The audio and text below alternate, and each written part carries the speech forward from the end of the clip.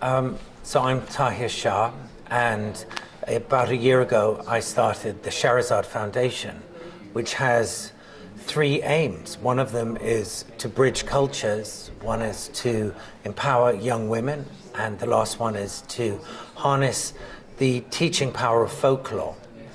And the work we're doing with repatriating treasures from the Magdala campaign is very much under the umbrella of bridging cultures in unusual ways. So, bridging cultures, healing wounds, how far do you think what we're doing today, how far do you think that can go to healing wounds between Britain and Ethiopia? In many ways, what we're doing today here, returning a very small part of what was once an enormous treasure looted from Abyssinia in 1868.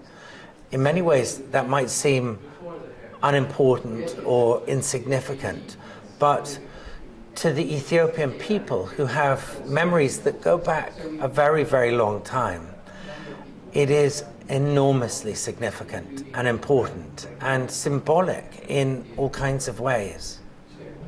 And we're doing something different. The Scheherazade Foundation is doing something very different here. It's acting as a private entity and it's restoring objects to Ethiopia. Usually this is a question between countries and between states.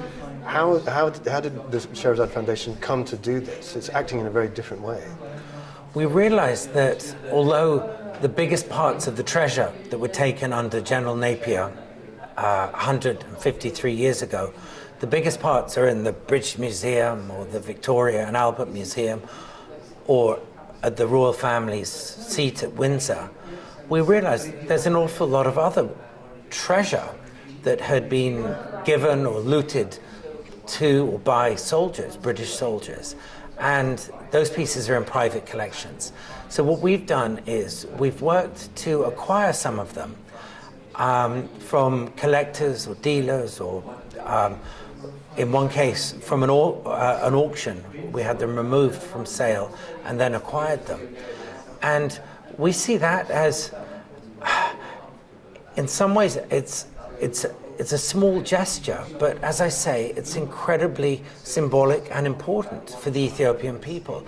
And we think this is part of a movement that will inspire others to call for the repatriation of treasure and loot taken in, the colonial era on a larger scale. We think this is part of a conversation that needs to happen, and is certainly happening today. Can you tell us about what the foundation is doing beyond these objects here? What else is it trying to get restored to Ethiopia? Yeah, so when the British invaded Abyssinia in 1868, it was a punitive mission, an enormous expedition. Soldiers from the British Army and the Indian Army brought from India, because it was closer than shipping them to Abyssinia from Britain. And they stripped bare the mountain stronghold of Emperor Theodros. And obviously there were treasures in the form of ancient manuscripts and Bibles and golden objects and crowns and that sort of thing.